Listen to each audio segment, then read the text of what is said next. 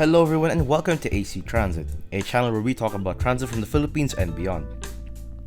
Today, we're going to be covering the Phase 1 of the Cavite extension of the LRT Line 1 in Manila, Philippines. This video will mainly talk about the different stations and structural improvements, as well as a brief insight into the history and future of the line. Let's get into it.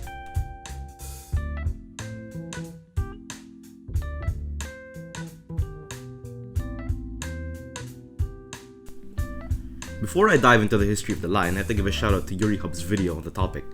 Go check it out if you want a deeper overview on the extension's history and problems.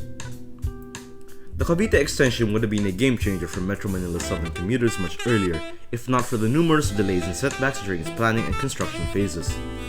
While the project was first conceptualized in the 90s as LRT Line 6, extending from LRT 1's southern terminal at Baclaran up until Zapote in Bacoor, financial, political, and logistical challenges meant that work didn't fully start until decades later.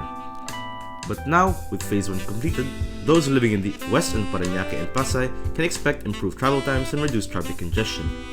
Phase 1 features 5 new stations: Redemptorist, MIA, Asia World/PITX, Ninoy Aquino, and Dr. Santos.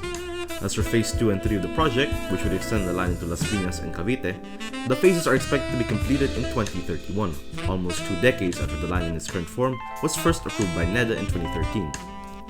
The line is delayed due to the pandemic, numerous right-of-way issues, and proposals to reroute the line. With that out of the way, let's talk about each of the different stations on the line, starting with the new southern terminus of Dr. Santos. Dr. Santos Station is located in Parañaque, adjacent but not directly on the avenue of the same name. The station also features a connection to SM City Sucat, though I didn't walk there because it was actually quite far, as well as connections to jeepneys and other modes of transport outside, though I didn't see any today, not sure there are even any running right now. Next station, Ninoy Aquino, is also located in Parañaque and also named after the avenue of the same name. I don't have much to say about this one as I didn't alight here. The station was supposed to connect to NAIA, but given right-of-way issues, this was the best they could do. The DOTR, however, is currently studying the possibility of a monorail shuttle train to and from the airport, specifically Terminal 1, to transport riders, though once again, right-of-way is a major pain point with this project. Next up, we have Asia World Station, which is connected to the massive PITX bus terminal, which is the southern terminus for most provincial, intercity, and even some city buses. Me personally, I don't really use PITX all that much because mostly whenever I go to my home province, I almost always board at Cubao. But in all honesty, I really wish they constructed something like PITX there instead of here because the current location of the terminal is quite out there. But in the rare instances that I do alight at PITX, I've found that the terminal itself is fairly good. It's very spacious, there are a ton of shops, and it runs like clockwork. A far cry from the usual mess that happens in Cubao and Sampaloc, where most buses alight at the cramped terminals of the respective bus companies, rather than a massive integrated terminal like this one. But I'm getting too ahead of myself here, so let's get back to the train station. The station is linked to PITX via an escalator that leads you directly to the terminal, and is also linked to the parking lot's 3rd floor. There is also another exit at the bottom of the station that leads you to street level. The station itself has a sort of U-turn footbridge above the platforms, which provides some great views for train spotting and even plane spotting.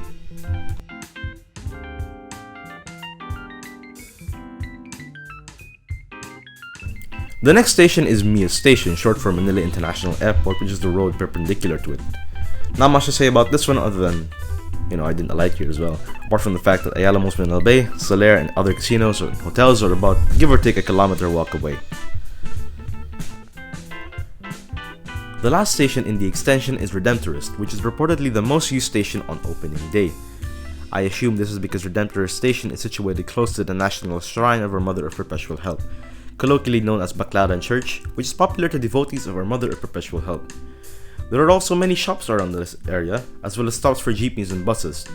Based on Google Maps, I also didn't alight here, the station is linked to those areas via a footbridge, as the avenue separating the two is quite wide. It's also worth noting that there is an actual Baclaran station serving the area, but because it's further away from the church and the shops, I assume that's why most would alight at Baclaran to get there, now alight at Redemptorist due to it being closer.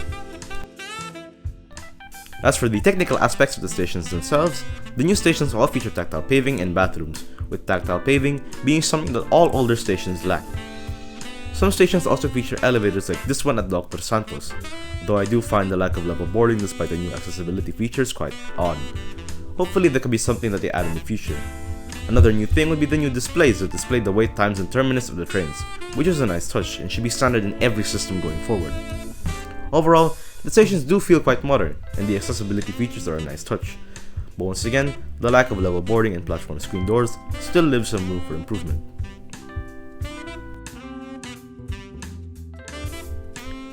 And that's all for this video. Thank you and hope to see you in the next one.